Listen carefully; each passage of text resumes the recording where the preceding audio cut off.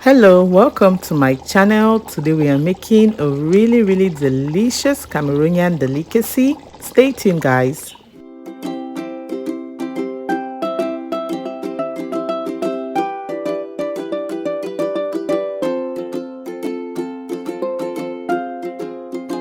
Hello, welcome to my channel. Thanks for tuning in. Today I'm with my sweet mother on the show and we are making something really delicious for you today. So mom, what are we cooking today?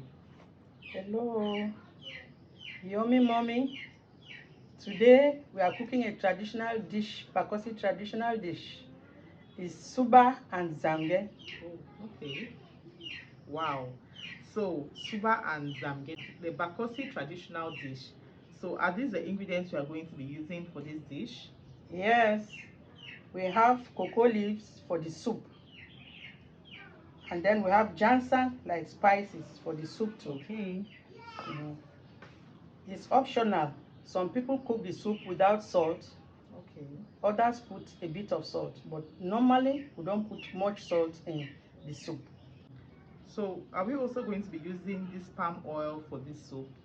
Yes, we use a bit of palm oil to give the soup some color. All right. So, you've heard it from the original Yummy Mommy. We are making suba today. So, guys, let's get cooking. So for the zamge, which is basically cocoyam leaf soup or what we locally call black soup, you're going to be needing some fresh cocoyam leaves, and I've washed my leaves already and I'm just going to be transferring them into a pot right now. You can see the quantity of water I used. I just want to boil my leaves until they are really soft and tender. While my cocoyam leaves are boiling away, I'm going to start peeling my cocoyams, and I'll be using this to make my esuba, which is pounded cocoyams. So I peel my cocoyams, add some water, and I just let this boil. Special shout out to all my Bakossi, Kupe Manenguba people in the house. Chamukang, Amue, I greet una all. So I check on my cocoyam leaves and you can see how nice and tender they are. I'm just adding this to a blender and I blend to form a nice and smooth paste and I set aside. So this is the beef I'll be using for my soup. I've seasoned with some habanero pepper, salt and seasoning cube, and I'm just going to let that boil.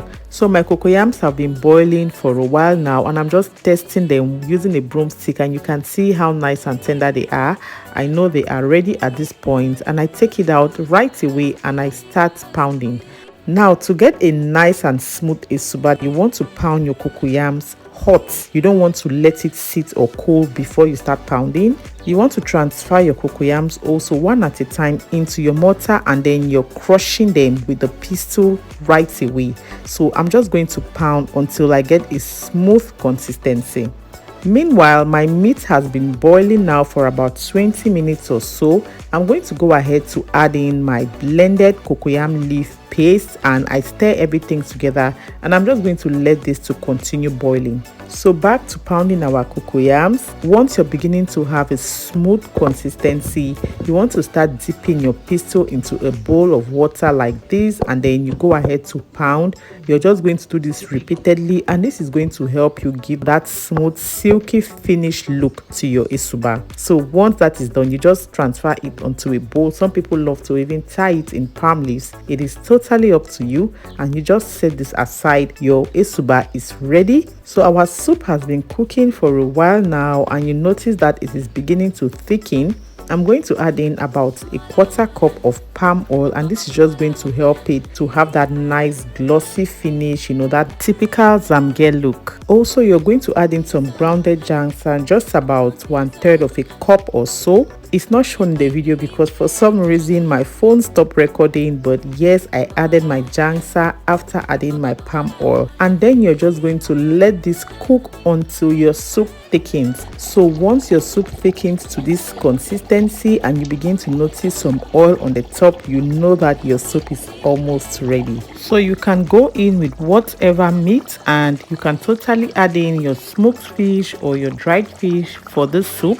I use just beef, but you can use smoked fish, stockfish. You can even go in with chicken for your zamge, trust me. So it's time to serve up some esuba and zamge. And guys, this is totally tasty. Easy to prepare, so yummy. You are going to love this recipe. Thanks for watching. I hope you try this out. Please don't forget to like this video. Don't forget to share and subscribe if you haven't yet done so. Stay tuned, guys. Bye.